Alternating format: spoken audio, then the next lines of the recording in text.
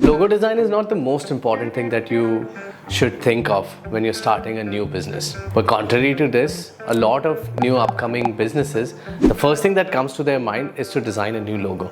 So imagine you're a new business, you just started off with this crazy new idea of an application that solves an XYZ problem. You're a CTO, CMO, or a project manager of a company.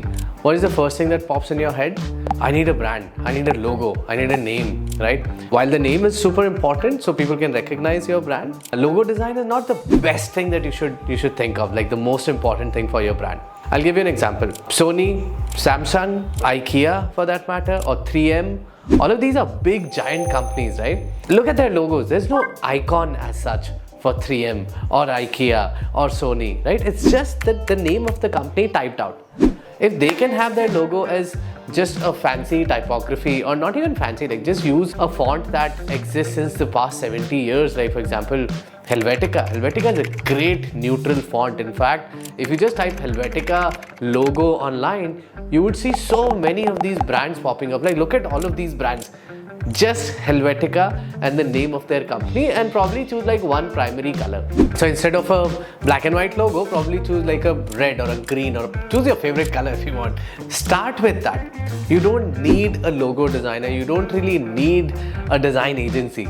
I own a design agency, I run a design agency, and I'm still suggesting this to you. Because when you're starting off, you really don't need these kind of fancy logos. You can do a rebrand. Companies go through a rebrand all the time. Look at the evolution of Apple's logo. It changed from such a complex Newton sitting under a tree and the apple was glowing, and then this ribbon that said Apple Computers doesn't exist anymore. It's more and more abstractized. So what I'm trying to say is you need to create a brand that scales, that evolves as your product matures. The face that you had as a kid and the face that you have now is completely different. There is no way a person who met you as a kid would be like, oh, I know you. No, it evolves. Your face evolves. When your face can evolve over time and people still form this kind of relationship with you and rely on you for complex tasks and responsibilities, why can't your brand follow the same? Start with a simpler shape, start with a simpler font, just type it out. If you don't have any of these fancy fonts, you know what? Type it out in Arial.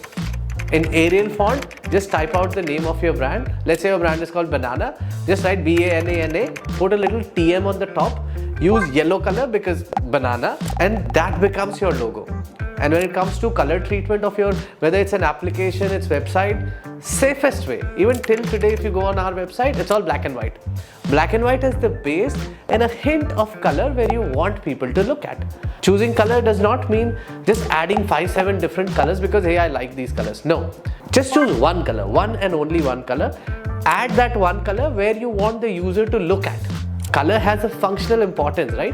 So imagine a black and white website or a black and white application. The primary call to action, in our case, this Banana UX, it will have a yellow color button, very loud and clear, and there will be no other yellow button on the screen. So that way, me as a user, when I'm buying something or I'm exploring the site, I know where to click to go to the next step. As simple as that. These are some quick tips and tricks to get to focus on the right stuff. Don't spend months and years trying to perfect the brand. Brand will evolve with your product. It'll mature, it'll scale, it'll expand with your product. Focus on the product, and if you really want to hire someone professional for doing all of this, we are here to help you.